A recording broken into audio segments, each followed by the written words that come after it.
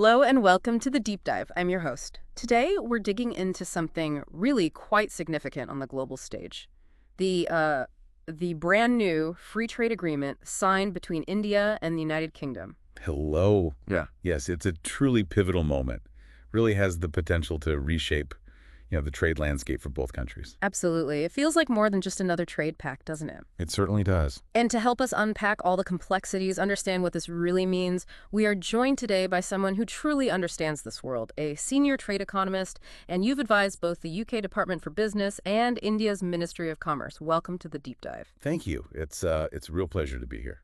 So let's start broad. What makes this particular agreement, India and the UK, what makes it stand out so much? Why is it getting this attention? Well, I think fundamentally it marks a significant deepening of the relationship, between two nations with a very long, often complex history.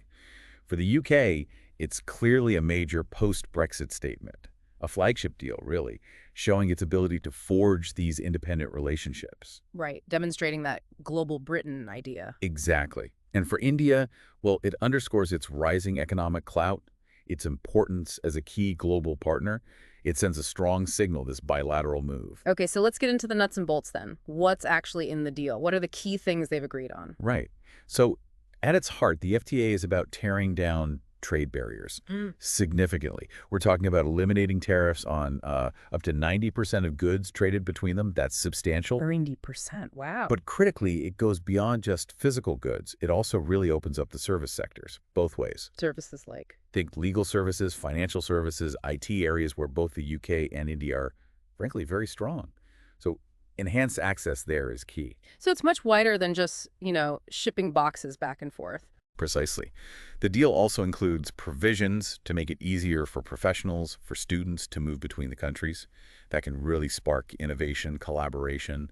And there's also agreement on mutual recognition of standards. What does that mean in practice? Well, think about it like this. Maybe a product safety check done in the UK could soon be automatically accepted in India. That cuts down red tape for businesses massively. Ah, I see. Streamlining things. Exactly. And it also tackles modern trade issues. Digital commerce, protecting intellectual property. It's genuinely a comprehensive agreement. Okay, this is where it gets really interesting for many listeners, I think. The economic impact. What are the projections? What could this mean for GDP? Yes, the potential upside is, well, quite considerable based on current modeling. Some analyses suggest it could add around £2.4 billion to the UK's GDP annually. 2.4 billion pounds a year. And for India, the figure is potentially higher, perhaps around 4.6 billion added to its GDP each year.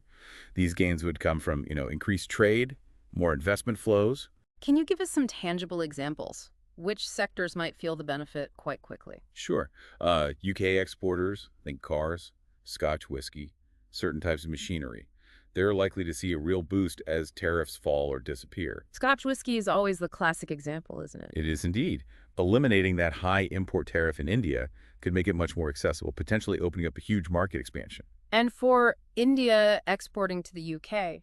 Indian textiles, apparel, pharmaceuticals, they should find it easier to access the UK market, which could mean, higher sales, bigger market share. And jobs, that's always the crucial question. What are we expecting there? Well, the forecasts are generally positive.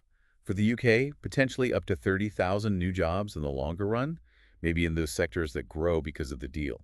For India, the numbers are larger, perhaps over 100,000 new jobs, especially in manufacturing as they ramp up for export and also in their booming tech sector.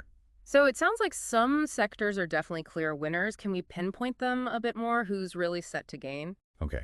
In the UK, financial services look like major beneficiaries. Legal consultancy, too. They get better access to that large, growing Indian market. Education could see a bump, more students coming from India. And high-value manufacturing should gain from smoother supply chains. And in India? Apparel and textiles, as I mentioned. Pharmaceuticals, definitely. Food processing could see growth. And, of course, India's IT services sector will be looking to consolidate and expand its strong position in the UK. Were there any, perhaps, less obvious areas of collaboration that emerged in this deal? Anything surprising? Yes, actually. What's quite interesting is the strong focus on green technology collaboration. Ah, okay.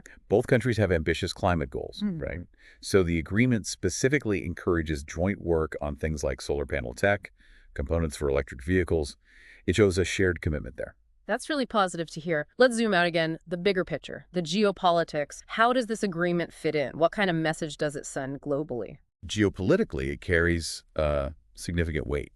For the UK, as we touched on, it's concrete proof of its post-Brexit independent deal-making power.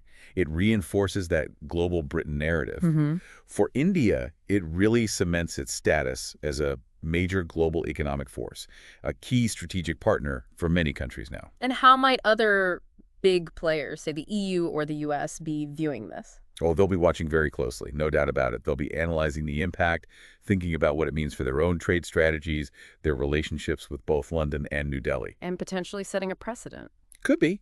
Other countries, maybe in the Indo-Pacific, like Australia or Canada, who are also keen on closer ties with India, might look at this as a kind of model, perhaps a benchmark for their own negotiations. Okay, let's bring it back home. Domestically, what's the reaction been like? Politically, publicly, in both the UK and India? Politically, it's been generally quite positive in both capitals. In the UK, while the opposition raises some legitimate points about labor standards, potential impacts on certain industries, there seems to be broad agreement on the deal's strategic value. And in India?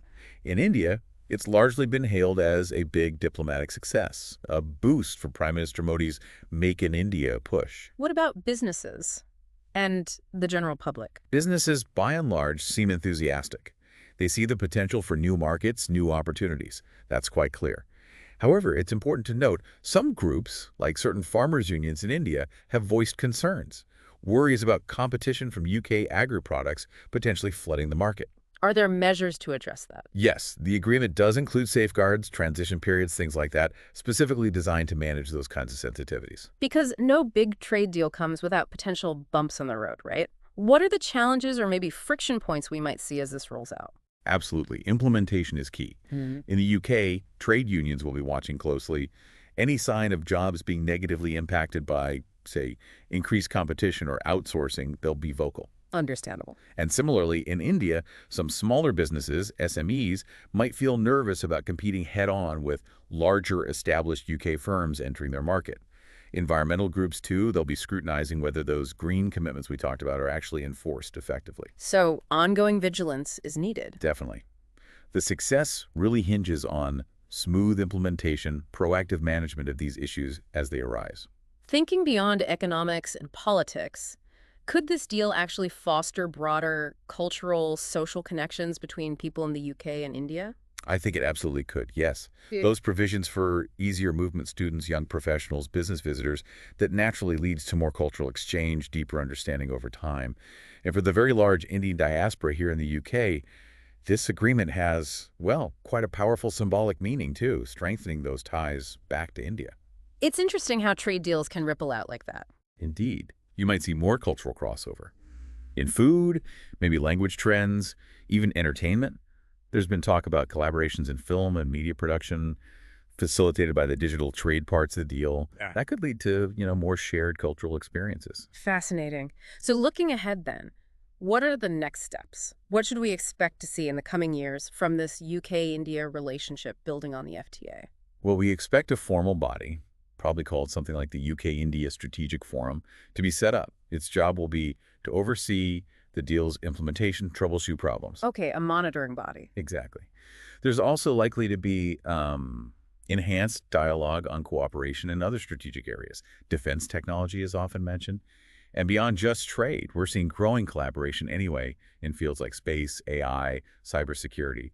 This agreement should really help strengthen and facilitate that cooperation, too. Well, this has been incredibly insightful. Thank you so much for breaking down this really complex but clearly very significant free trade agreement for us. It's much clearer now. It was my pleasure. Glad to discuss it. And to you, our listeners, as we've heard today, these trade agreements, they might seem distant, maybe a bit technical, but their effects are really far-reaching. They touch our economies, our societies, our place in the world.